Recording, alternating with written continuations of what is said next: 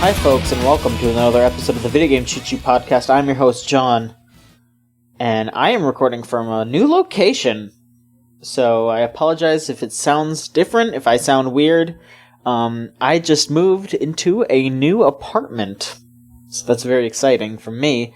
I will take all your fan mail and love notes to my new apartment instead of my parents' house.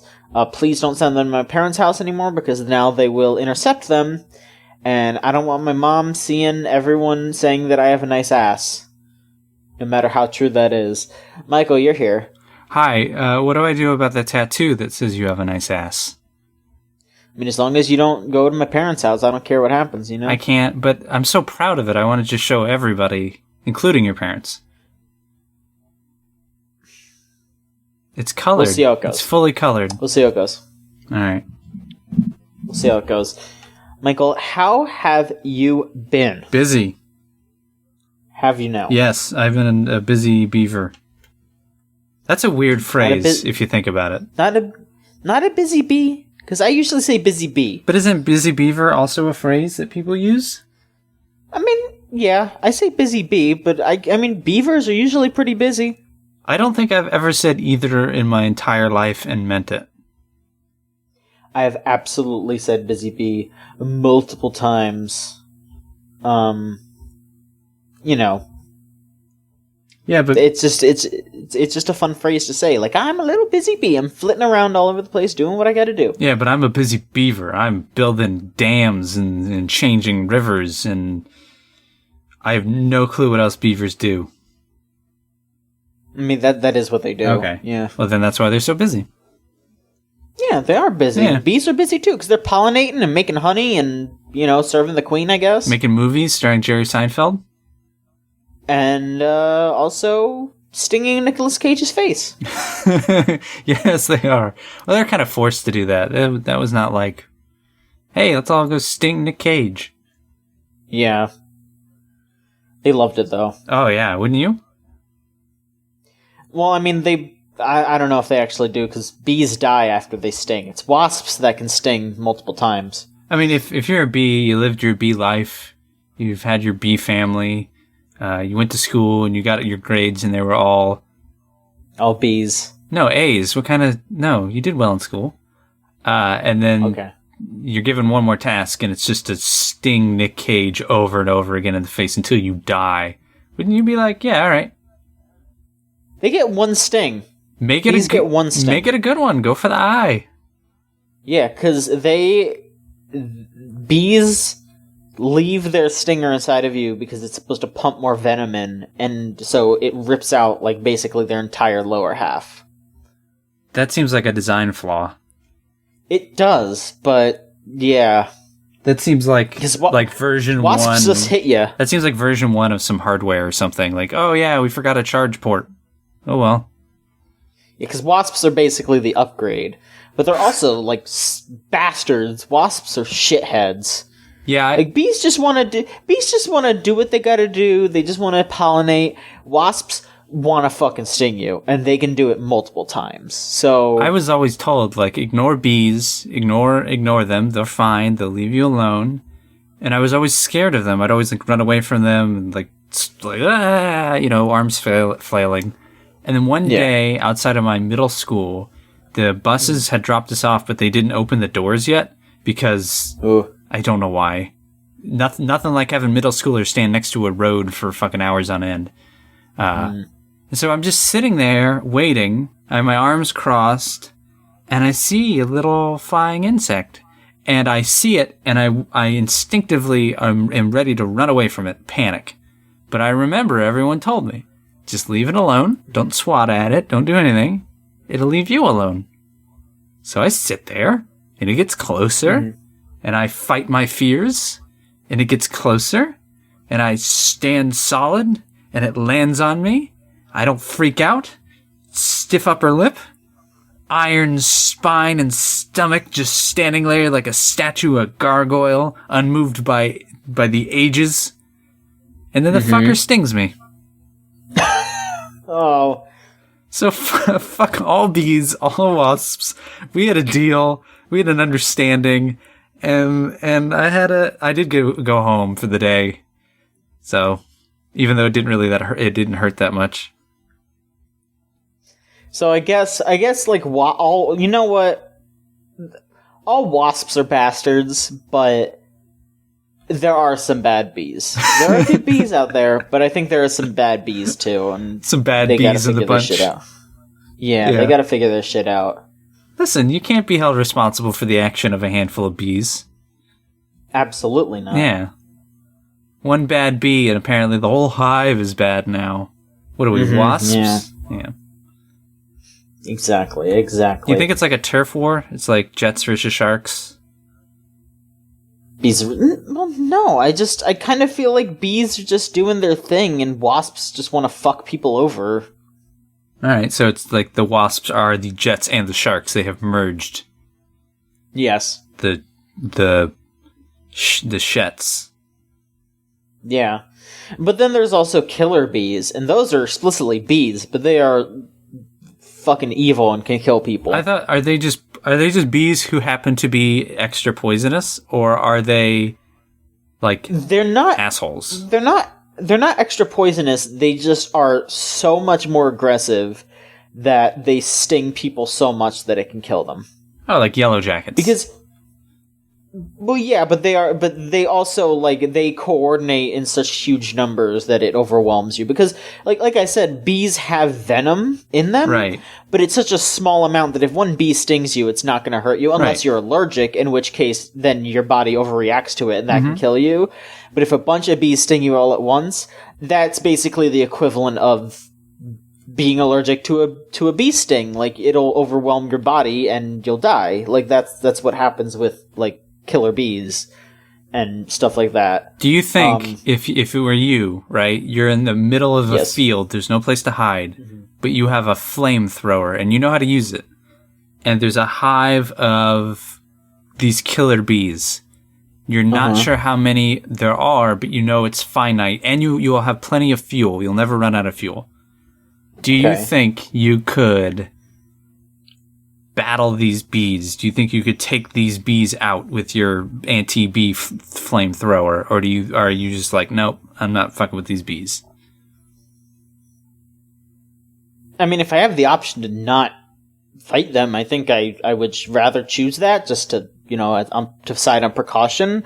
But also, I'm pretty sure that, like, using flamethrowers and stuff like that is what exterminators use on killer bees. So if I know how to use a flamethrower, then I would probably be okay. All right, you would be okay. I guess so. Yeah. Bees. Wasps. They need more bee. Butterflies. They need more bee wasp games. I'd be down to play some kind of insect game. Like, the only one I could think of is Mr. Mosquito. Deadly Creatures. And that game, well, that was that Wii game where you played like a scorpion, right? Yeah, but I mean, that's an arachnid. That's not an insect. But don't you fight like insects or something? I mean, if you could play as a wasp, then yeah, I could see, because I think there's like tarantulas in that game too, and if there's tarantulas, I would think there would be like those like hawk wasps that are those big ones and they kill tarantulas. I could see that. I'm pretty sure nobody on the Earth ever played Deadly Creatures. Oh no, some people did. No, I don't think anyone did. It's like that and in the Conduit 2. No one played those. The chosen few. Yeah. That and like that Mushroom Men game on the Wii. Yeah. Those games are like, those are the games that came out for the Wii, and you thought to yourself like, the Wii could do it. It really could. Yeah, Red Steel 2. Yeah, my friends were obsessed with Red Steel and Red Steel 2. They really liked that game. I remember trying Red Steel 1 and I didn't really like it, but everyone I know who played Red Steel 2 was like, no, this is the shit, because that came out after the Wii Motion Plus came out. Right. And they used, like, it was like one of like 3 games that used that, because it was like Skyward Sword, Red Steel 2, and like Wii Sports Resort. Yep. And then I don't know, probably some other like smaller games did, but those are like the 3 big ones. And yeah, it sounded like Red Steel 2 was the one that used it the best. Yeah. So, Michael. Hey, what's up? Other than thinking about bees and being busy. Yeah. as a beaver. What have you been up to? Have you been playing any games? Maybe. Not really. Understandable. I've been like, when you're that, I've been doing some stuff. I've been working on not a small project. I've been working on a project, and that is time consuming. Like I can't just do it. I have to do other things away from it, if that makes sense. I don't want to give too much away to the users. So that takes like time. So I've been doing that, but also trying not to do it too much so I don't burn out on it. So in the meantime, I've been like trying to get into Overwatch on the PC. Overwatch is a lot of fun, and I'm glad I can just like play it willy-nilly and not have to pay $10 or however much it is a month to have access to it. Because like I still have like problems with the way the loot boxes are set up and how you don't earn as much gold to unlock stuff. But it's a nice game to I just want to play random heroes and every now and again get a loot box and have fun. Mm-hmm. And it's nice to do that. But also, speaking of online competitive shooters that everyone in the world is playing, we played some Rats Instagib. Yes, we did. I want to play more of Rats Instagib because I'm okay at it. That game is the best game ever made, perhaps. Nope, that's not true at all, but... It is... Okay. It may not be the best game ever made, but it is definitely one of the purest, most just distilled games ever. That's true. It is a game where you play as these ugly little rat models running around stages, and you shoot little laser beams, and each shot is a one-hit, one-kill. And it feels a lot like Quake. It's not really rocket jumping. You can, like, boost yourself off of... Like, if you aim your gun down and press, your alt fire, you can use that to boost. So you can bounce around a little bit and speed yourself up. Jumping also speeds yourself up. Yeah. So you could just jump around, boost, hop all over the place, and shoot each other. And it is a lot of fun. It's silly, is what it is. It is it is very, very silly. There's item drops in it, and they all look like shit. I haven't gotten a single item drop, and I have no clue what you guys are talking about. I got, like, studded wristband. What? I got like a spike. I got like a spiky wristband, and I think they have some stuff on the Steam Workshop too. I think I saw Ryan like download some stuff off the workshop. Yeah, it is a very highly stupid game. It is a little expensive though, I will say. I would say whenever there's a big sale on Steam, it usually goes down to like $3, and that is when you should buy Rats Instagib, because it is definitely worth $3. Just every once in a while play with your friends and just bounce around and be stupid. We should next time there is some kind of sale for it, I think we should maybe have some sort of event in like the Discord and just be like, hey, go buy Rats Instagib, let's all play Rats Instagib. Yeah. And then the devs are going to be like, why are like 15 people playing Rats Instagib right now? What the fuck? I'm sure they're scared when like 4 or 5 people are playing. Like, wait, what? Yeah. It's more than Lawbreakers. Yeah. What's that Discord again? It is the gamezone.zone. Type that into your web browser and it'll bring you right there. Yeah, plugs. Yes. But yeah, that's really kind of all I've had time for in terms of video games. I installed, booted up The Sims, created a couple of characters, designed a house, and then stopped and then deleted The Sims. Mm-hmm. I don't know why. I just wanted to design the house, and once I was done that, I was just like, all right, well, I don't want to tell these 2 fake people to constantly poop. And just like, I don't want to tell them like, this is your bed and this is your bed and your roommates, and like I just want to build the house. Also, it's Sims 3. In Sims 3, I don't have any add-ons for it, and it constantly wants me to like sign into the I don't remember what it's called, but you earn like in-game currency. It's not microtransactions, it's just in-game currency, and that unlocks certain items. And you only earn them in the game by completing certain tasks. And you have to log in to do it. It's really strange. So that base game doesn't really feel like it has a ton of like just stuff in it that you want. Mm-hmm. Like, I want a unique looking thing. It's like, oh, here's these 3 beds. Great. Okay. I did have time to not think about anything and just watch Golden Girls a lot. Hell yeah. Yeah. How are the Golden Girls doing? Oh, they're doing great. They run into some trouble sometimes, let me tell you. Oh man, this one time they went into a hotel room, right? And it turns out the hotel frequented by hookers. So our Golden Girls went into the lobby and got arrested and like caught up in all these hookers and got arrested in a sting and spent some time in the pokey. Yeah.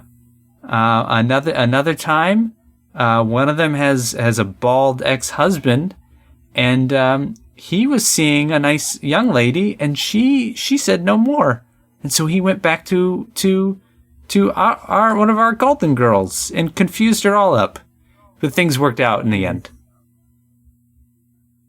Oh, that's nice. Yeah, I love the Golden Girls. Mm-hmm. It's such a good fucking show. I've also watched the first season. I guess the second season's happening right now. I watched the first season of Atlanta. What is that? Is that Donald Glover's show? Yeah. Or am I thinking of something else? No. Okay, yes. It's Donald Glover, and I think his brother helps write. I know his brother helps with it. Mm-hmm. But yeah, that's his show. It's about a rapper, his friend, and Donald Glover, who plays his manager. And it's funny because the rapper is played by an actor. I don't remember his name, but he went to Morehouse College and he went to the Yale School of Drama, and he plays the rapper. The best friend in the show and the manager in the show are both rappers in real life. I wonder if they did that on purpose, just to be like, we want to have someone who's not an actual rapper express those emotions, so that way it would be a little different than just, have a bunch of rappers be talking about being a rapper. Maybe. He does, like... Donald Glover can act as well, like he's not... Oh, absolutely. Yeah. I mean, he was an actor first, right? He was a writer. I don't know what he did before 30 Rock. He was a writer on 30 Rock. Then he was in the show sometimes. Then he left, and he was rapping while doing this. Okay. But he wasn't like... His early stuff is weird. It's good, but it's not great. And then he went on and he was in Community. And then that's kind of when his rap stuff started to take off. That's when he started to take off. Community started to end multiple times, and he did stand up, and then once Community finally was done, he went off and said, like, I'm gonna make this thing, and it was Atlanta. So, it's a really, really good show. It's a very dry humor. Like if you're not paying attention to some of like the looks people are giving or the offhand remarks or the tone of things, you can miss some jokes. Like there's a lot of visual comedy, there's a lot of like people saying something to someone and that other person being kind of ignorant of the meaning, and so they are devoid of the realization, but you as an audience member are in on it. But it also like says, like it has plenty to say. There's an entire show, an entire episode that's just the rapper on a PBS-like talk show, and in between are fake commercials. So it's like a really fancy commercial where it's a guy in a mask who brings like a pretty lady in a dress, like champagne glasses, but it's Mickey's malt liquor. So it's a really well done show. It just has like a really kind of relaxed vibe to it, and I think it tells its stories really well. I was surprised by it. Like, I had seen the first episode and I knew it was good, but I was kind of blown away by like how well it was put together. Like the first season feels like maybe like a third to fourth season of a show. Like, that's how the characters feel and that's how the stories feel. But that's kind of been it. I saw that Red Dead trailer. Did you watch that? I watched the first, minute of it, and I was just like, I'm not really getting anything out of this. Yep, that's it. That's all you need. Yeah. I was disappointed in it because John Marston shows up. And they show him, his fresh scars. Supposedly, I think his wife is in it as well. Yeah. And I don't remember if it was where I heard it, if this was on the Bombcast, or I heard somebody kind of describe it as Star Wars prequel-ish, where the last thing they wanted from that game was it is a prequel, so the last thing they wanted was and here's where John Marston grew up, and here's the old ranch. They didn't want and here's Chewbacca, let's see what he's up to. Because that would kind of take away from those characters as unique stops in the first game. I hope that story, because that first one legit made me cry by the end. Mm-hmm. Yeah, it's a beautiful game, and I think them having to explain every single minute detail, I'm a little worried that the story of this game, because the thing with Red Dead Redemption was the story of the redemption. Yep. It was about John Marston going trying, and some might argue failing, to truly redeem himself from the things that he did.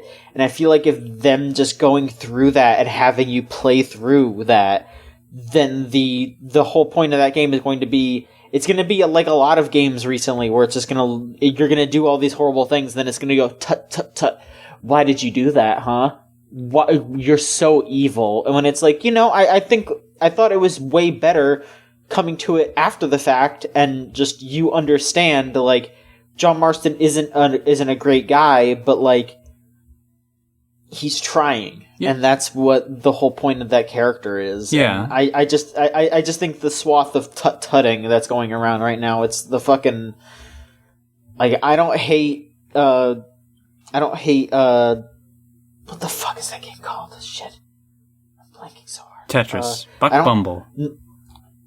I don't hate Spec Ops: The Line, but I feel like that game might have planted too firm in the ground of games with violence that aren't necessarily good. You still need to do the violence for you to really understand. Yeah. Well, with Red Dead, the first one, he had reasons to be violent. The government was forcing him.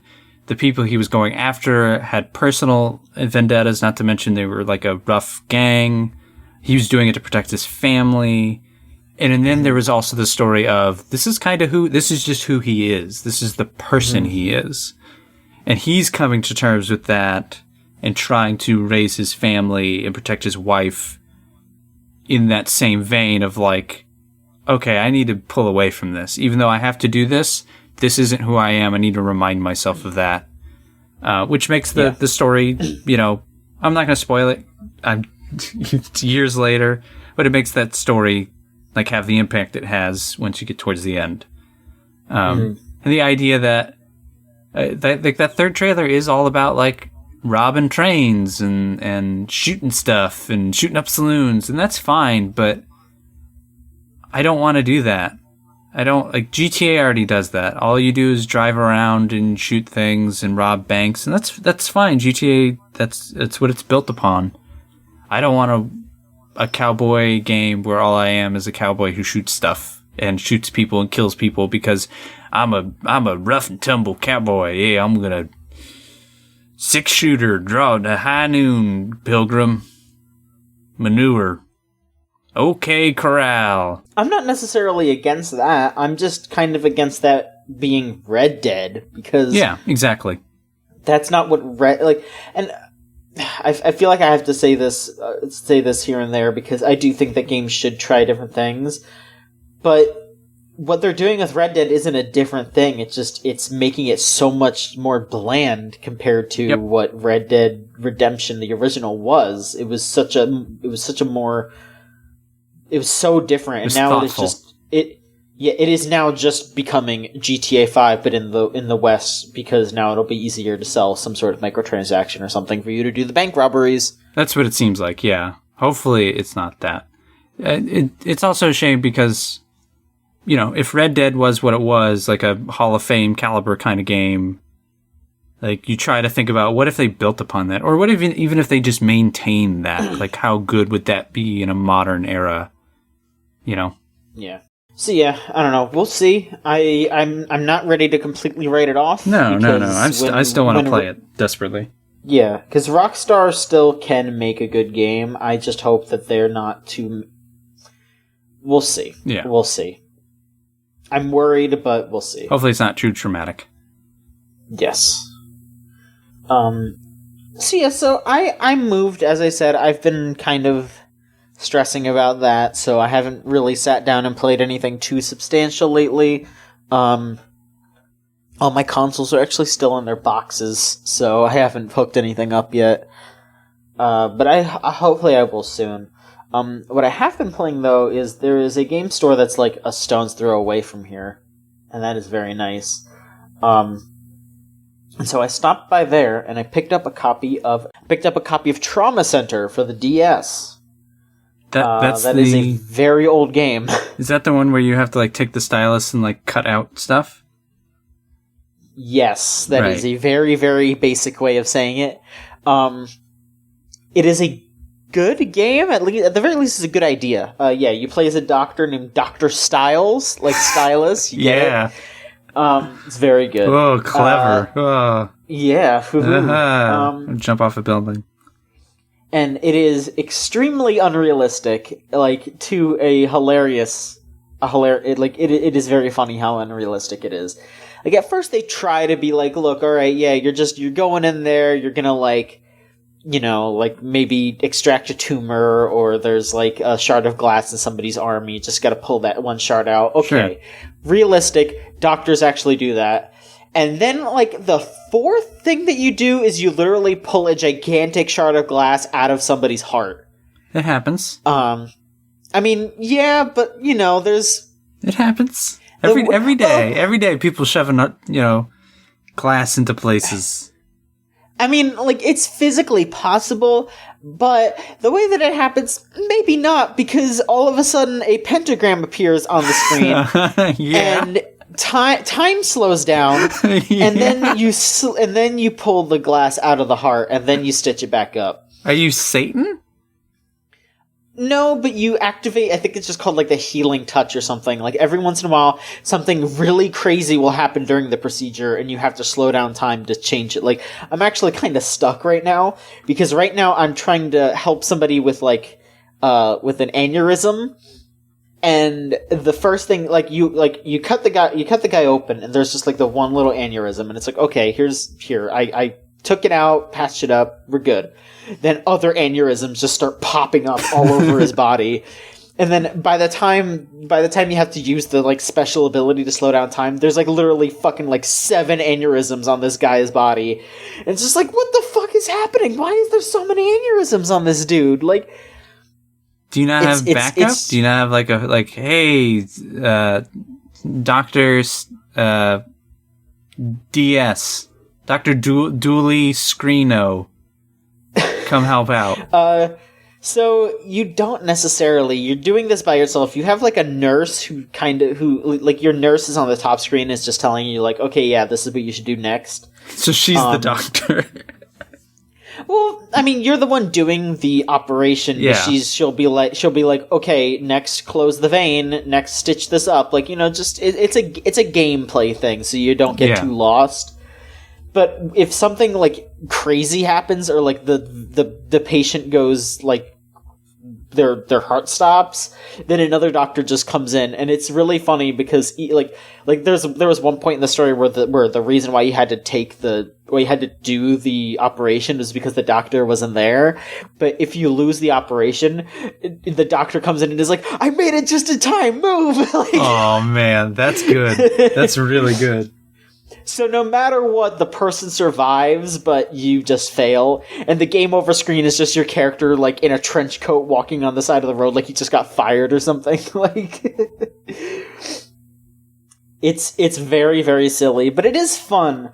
I was expecting more, writing, though, because there hasn't really been any, there has been some here and there, but it's basically just been oh, I'm the doctor, I have to try my best, and then you kind of butt heads with your nurse a little bit because she thinks that you're too careless, and then you find out that you have the magic power, and that's basically all that's happened so far, and I'm 2.5 chapters in. Huh. And I was expecting more, because, I kind of thought it was going to be more of, a visual novel kind of thing, I don't know, maybe it gets more like that in future games, or maybe it doesn't. I couldn't tell you, because I just see these anime characters and I think, oh, they're going to have some kind of big long conversation about science and doctors and all that. And they don't really do that. They talk like normal people, and it's weird.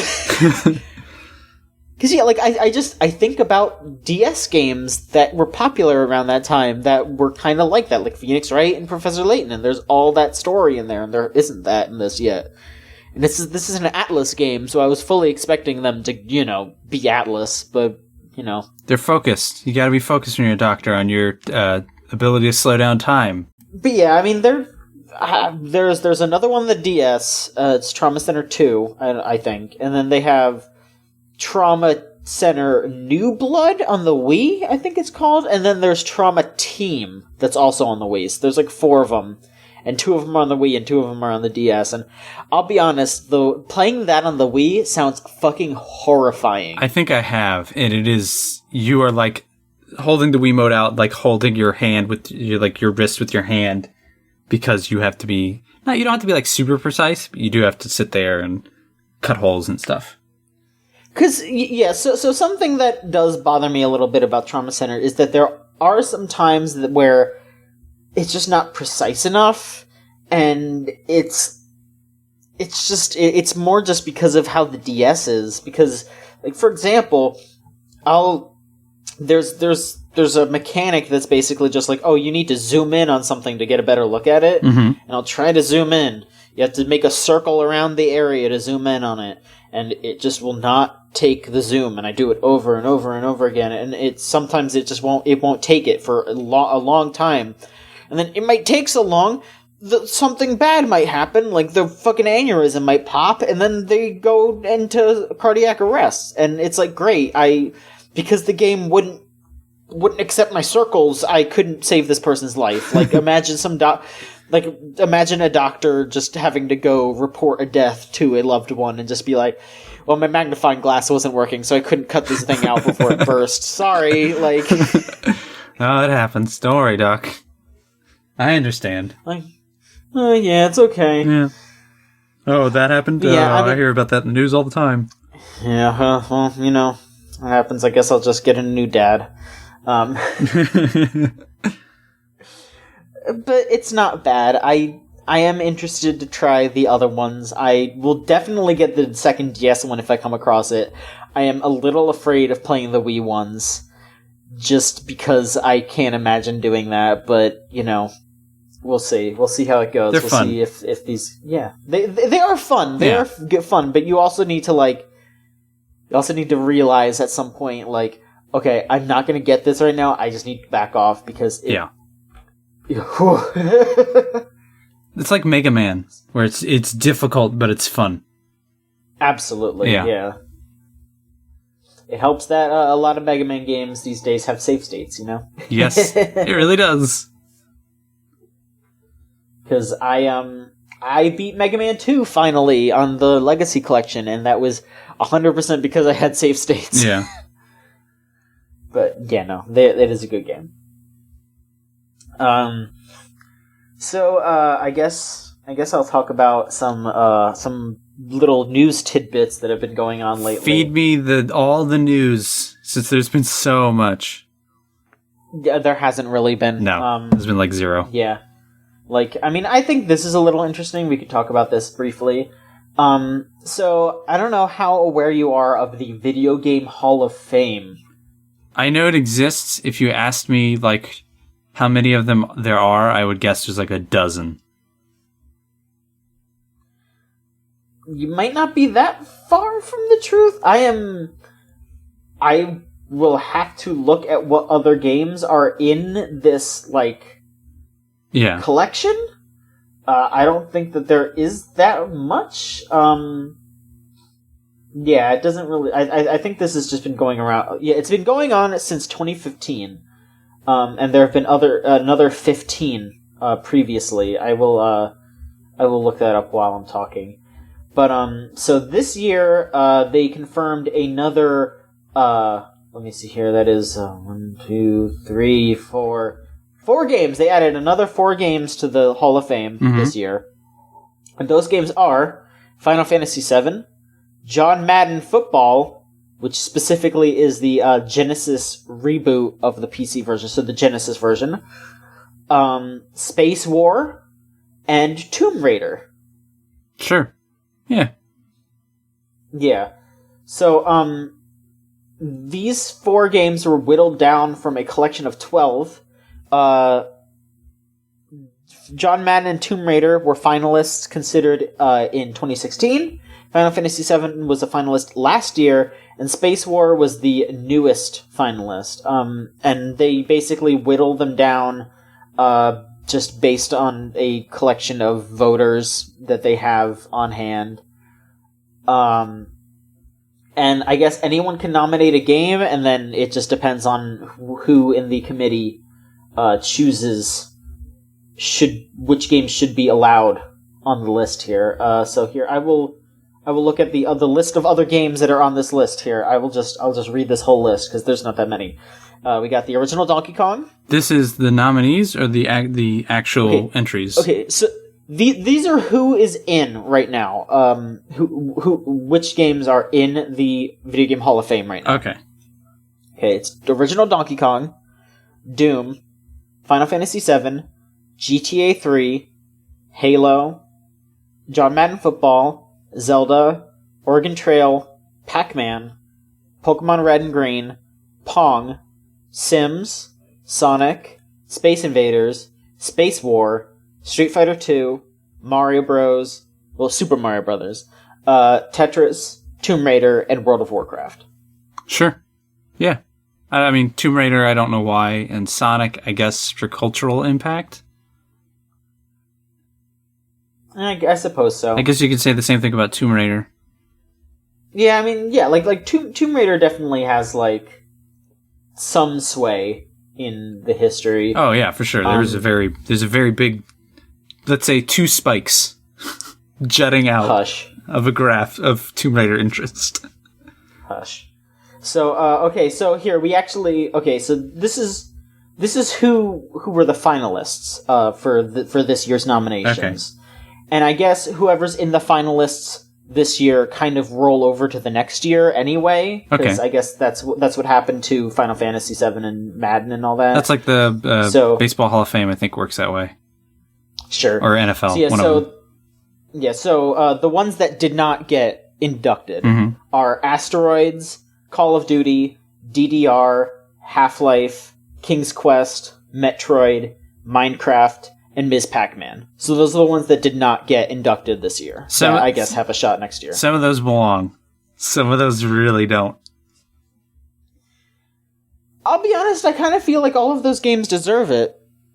I think all of them deserve to be in, like, a, hey, this game is important kind of... Call of Duty 4 does.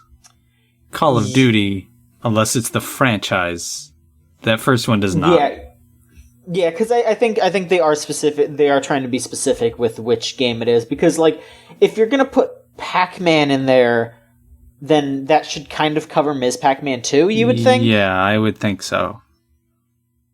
So, yeah, I would agree that if they are gonna put and Final Fantasy VII as well. Like, well, I mean, that one specifically was very important for that series. But at the same time, like, if you want to, like, you are right. If they want to point out the one that is the most important one, yeah, it should be Call of Duty 4. Yeah.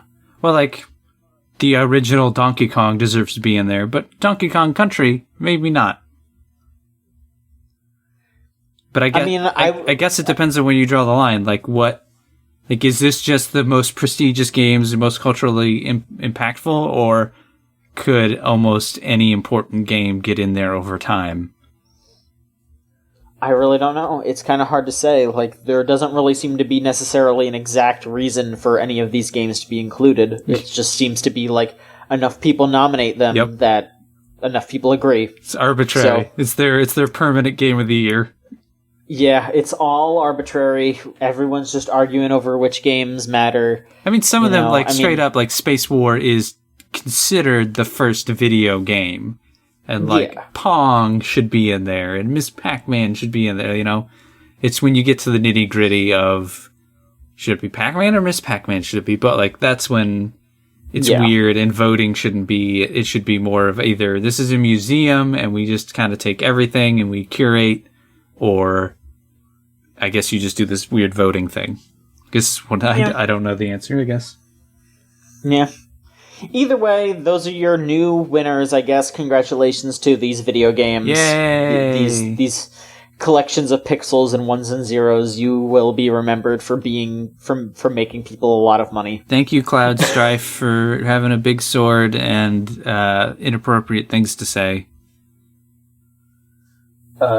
He said, "Let's mosey" that one time, and that's pretty funny. Mosey is the name of a museum thing here in Tampa. Ah. Yeah. Fun fact. Mm-hmm. Yep. All right, let's move on to our next little bit of news here. And this one is a little more, I don't know if I want to say dire, but it at least leaves a bad taste in my mouth. Sexy. Not at all. Twitch has announced a new sponsorship feature called the Bounty Board. That's the weirdest thing, is what it's called. Yeah, it's a little weird. So, what they are doing for people, I guess this is for more popular streamers, like the big names that can host a good amount of people.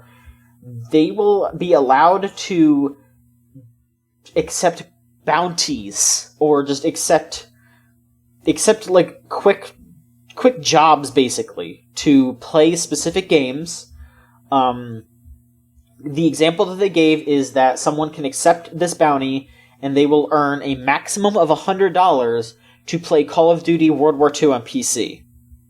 And you get a copy of the game if you accept to do this, and then you have an amount of time to stream the game. It says, like, available until the 16th. So you have from between then... Well, no, it's... Okay, so it says available to accept until this... It says you have to complete the bounty by, it says, July 31st. So you have, like, 2 months, I guess, to stream the game for 1 hour. And they do have some rules, though. It says that you have to keep your typical concurrent viewer count. So I guess you have to make sure that you are hitting the average that you usually hit. If you don't get as many viewers that you normally do, you don't get that full $100. You will get some pay. This is a proportional percentage of the payout. That sucks. So you won't get the full amount. That's lame. Yeah, so the other rules that they have, one of the rules just literally says, don't disparage the brand. Yeah, well. So they want to be, it seems like they want to be at least a little fair about this. Like this little screenshot just says don't disparage the brand, but when it gets to more like the actual nitty-gritty on Twitch's website, they do say don't be needless with your bad mouthing. It says you can share your authentic opinion of the content even if it's not positive. However, be mindful of the difference between constructive feedback, which is welcome, and mean-spirited bashing, which is not. So you don't necessarily have to be in love with the game.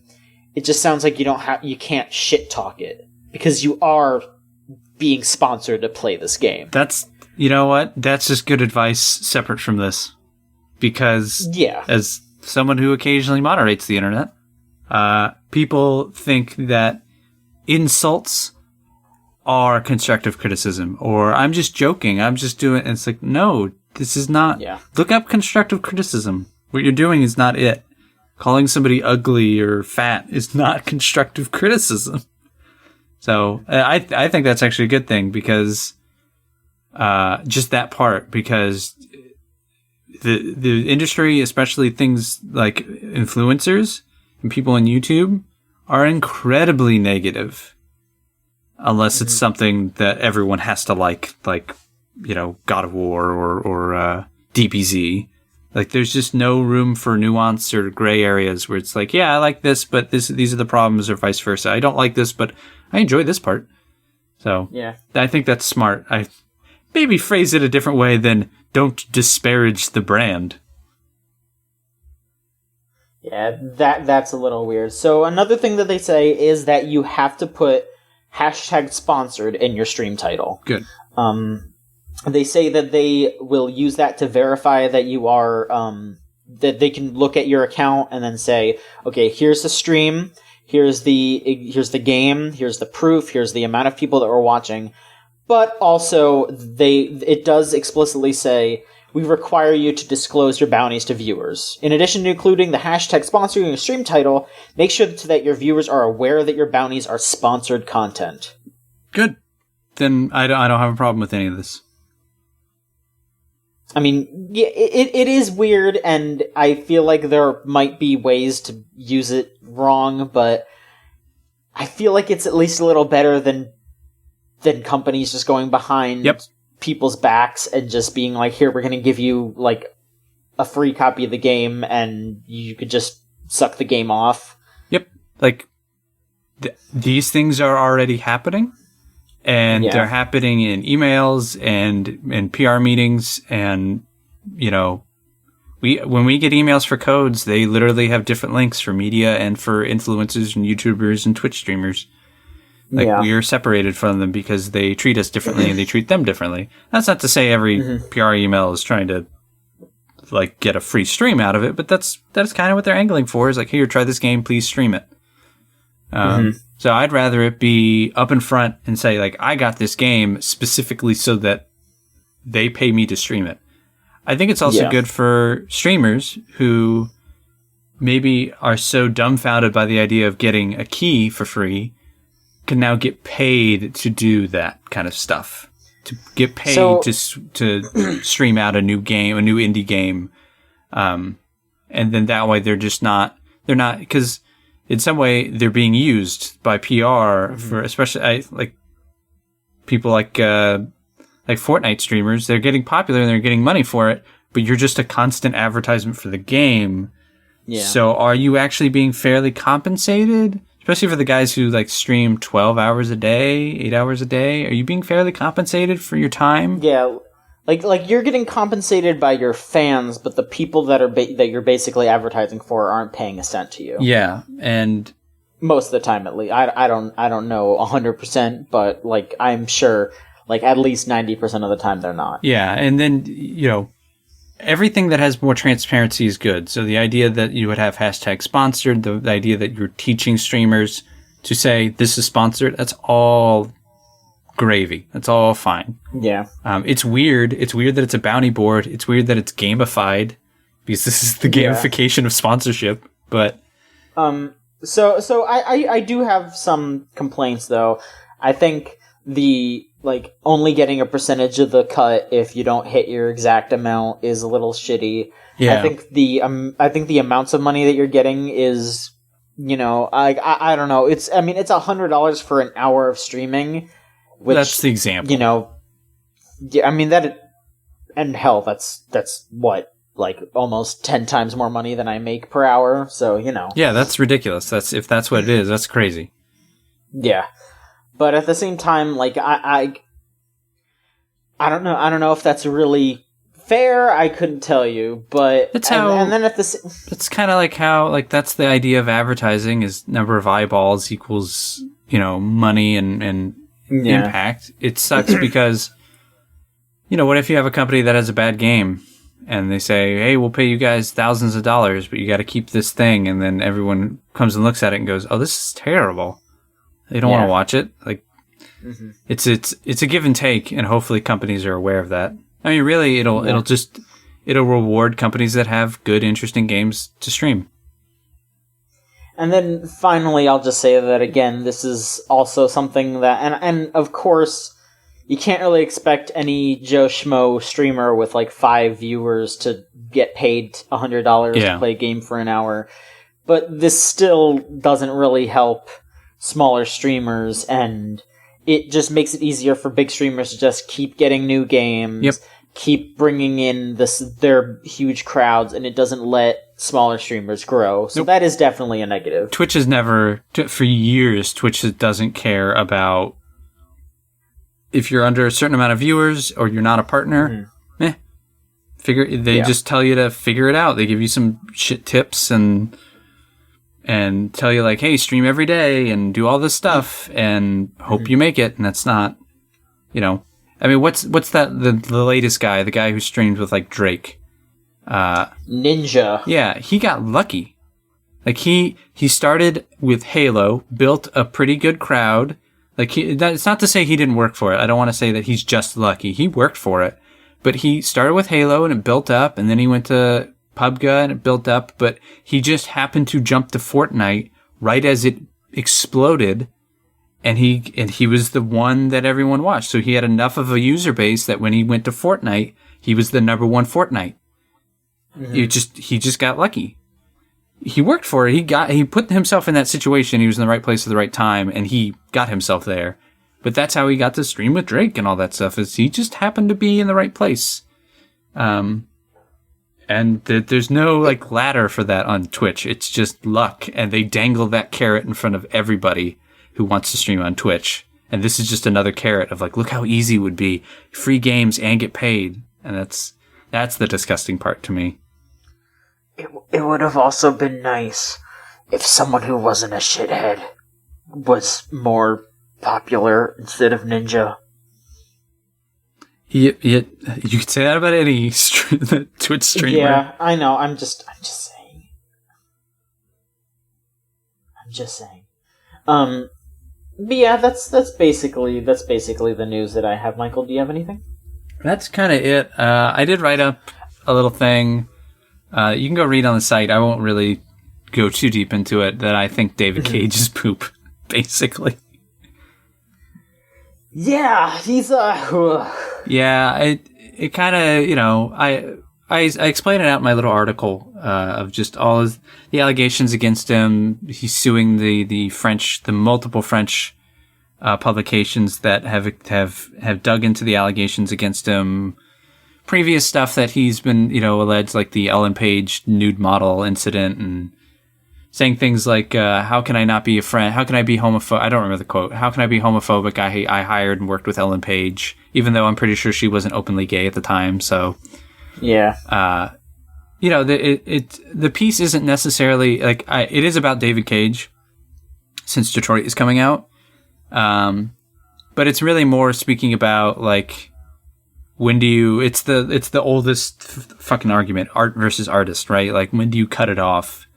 I forget the name of the German composer. There's a German composer who was a Nazi, but his music is beautiful. So when do you, like, how do you reconcile that? It's not to say that David Cage is a Nazi and his music and his games are classical music, but it's a difficult thing, and it's for each person. But for me personally, fuck David Cage. I'm kind of done engaging with this stuff. I'm really curious how Detroit will turn out. I am waiting with bated breath to read Niall's review, because I am still like really curious what that game is, and I know Niall will give it a fair review. So I want to see how it turns out, and I'm hopeful it's better than it looks.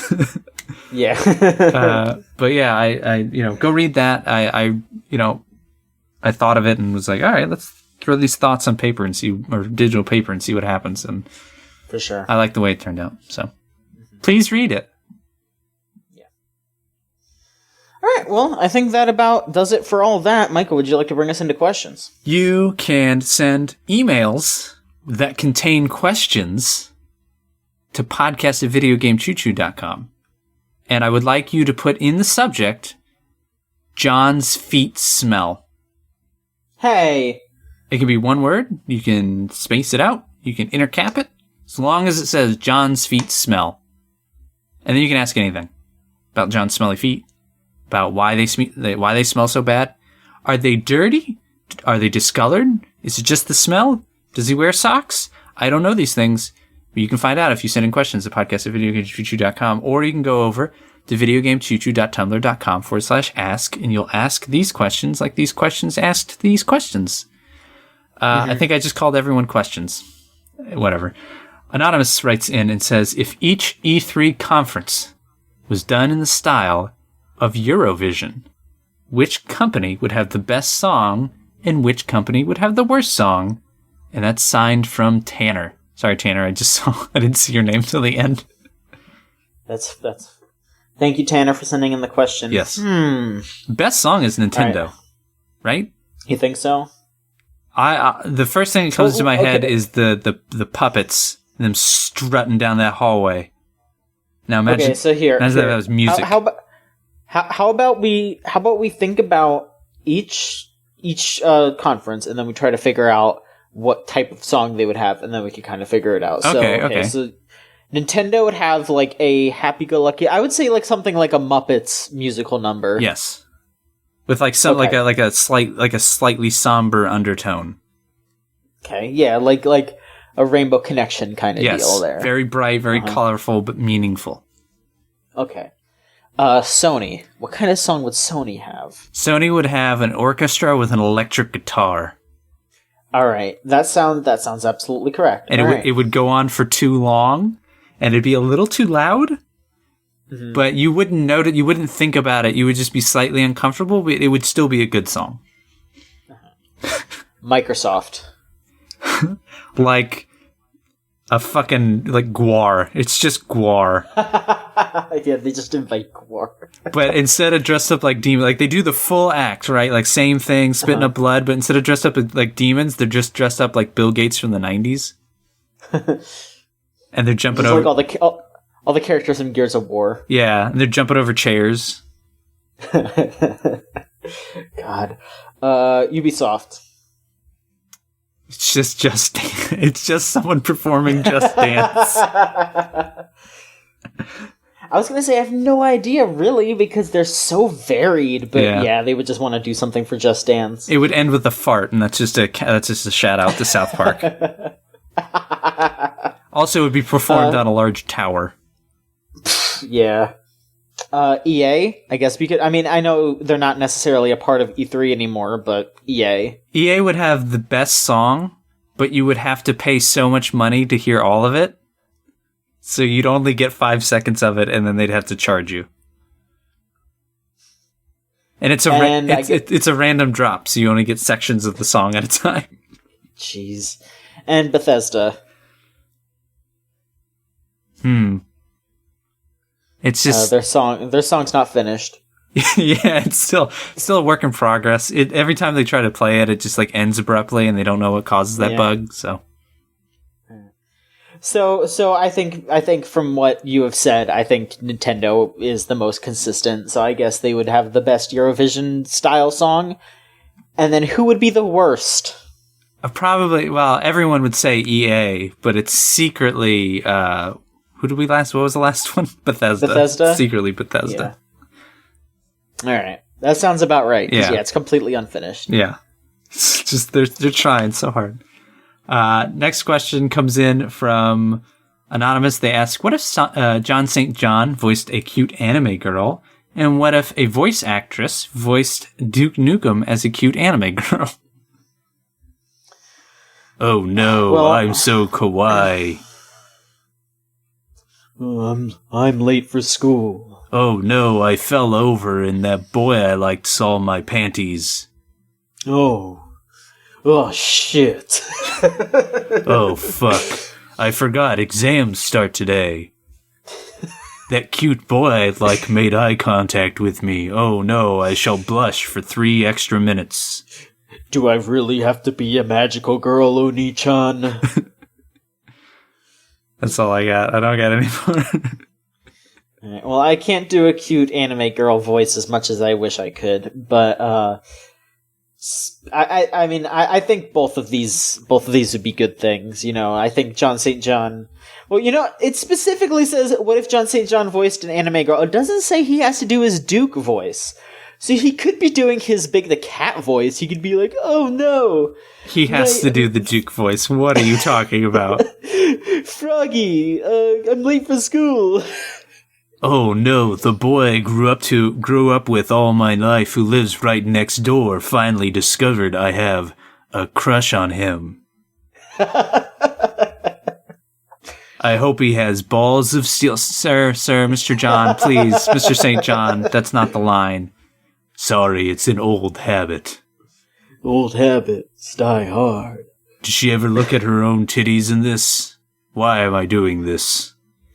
I would rather have a cute voice for an entire Duke Nukem game. Mm-hmm. Because I feel like that would balls of steel. That'd be very good. Hey, why don't you go blow it out your ass? Yeah. But only I think both would be fun. Only if he was wearing a Japanese schoolgirl outfit. Duke Nukem was wearing a Japanese schoolgirl outfit. And then the reverse, the Japanese schoolgirl was wearing Duke Nukem's outfit.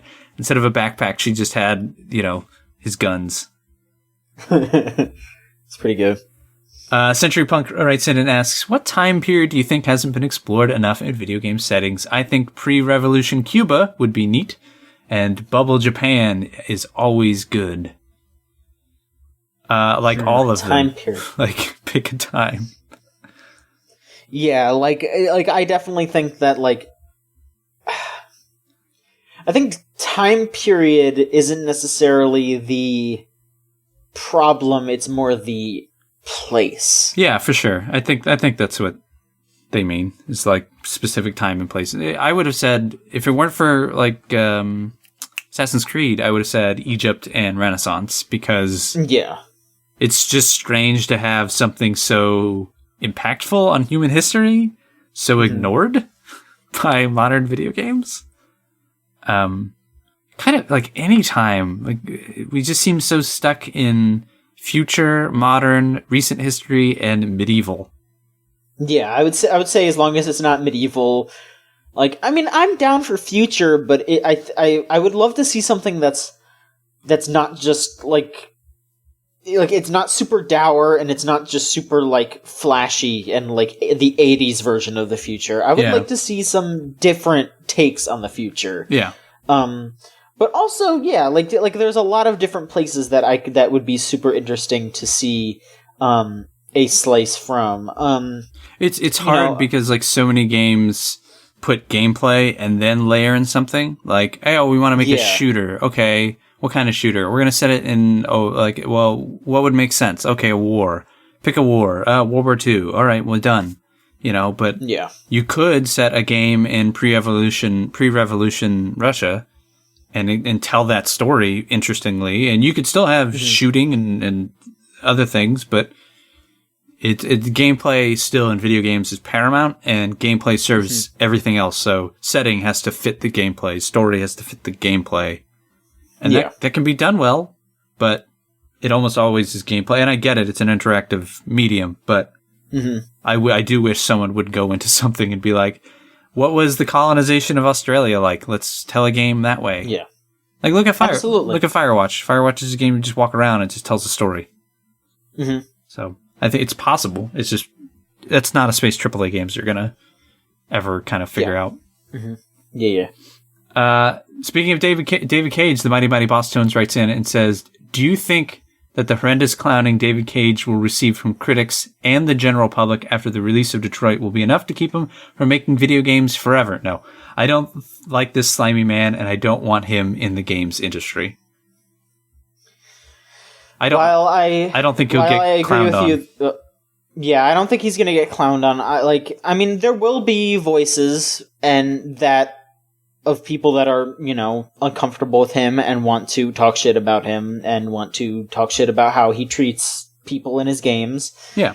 But they're, the average game reviewer has, and I completely understand why they do this. They will want to present their opinion with tact. And, they're not just going to be like, this game is shit from an ass! They're not all me.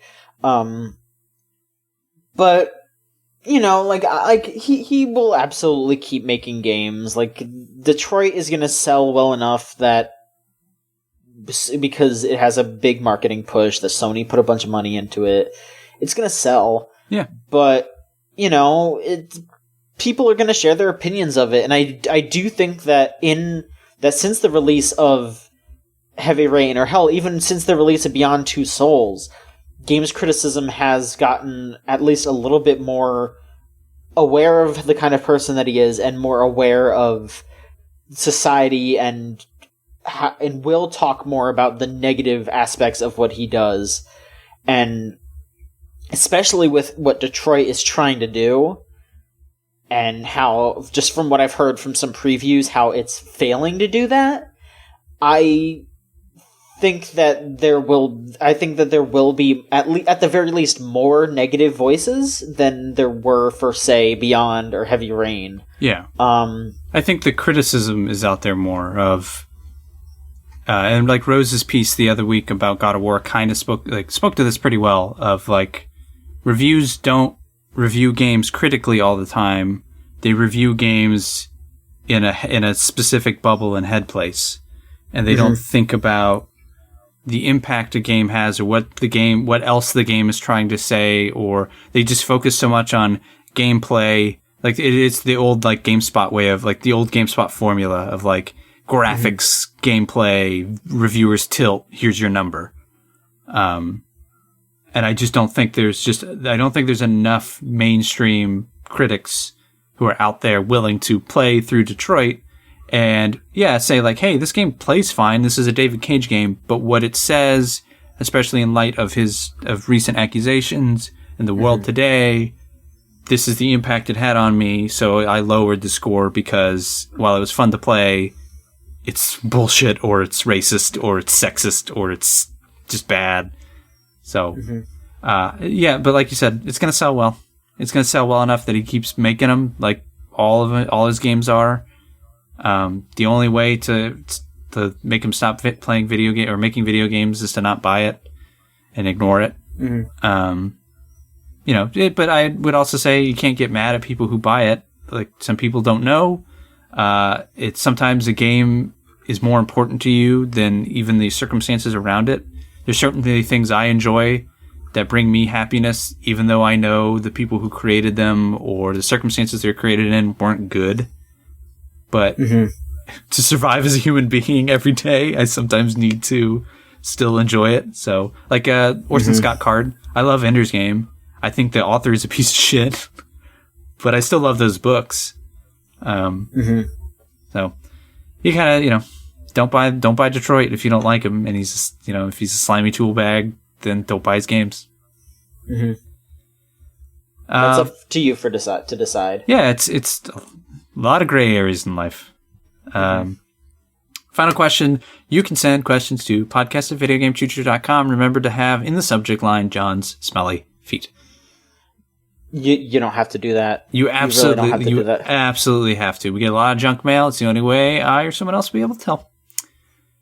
Or you can go over to videogamechoocher.tumblr.com/ASK, and you'll ASK questions like, best sandwich for gaming. Best sandwich for gaming?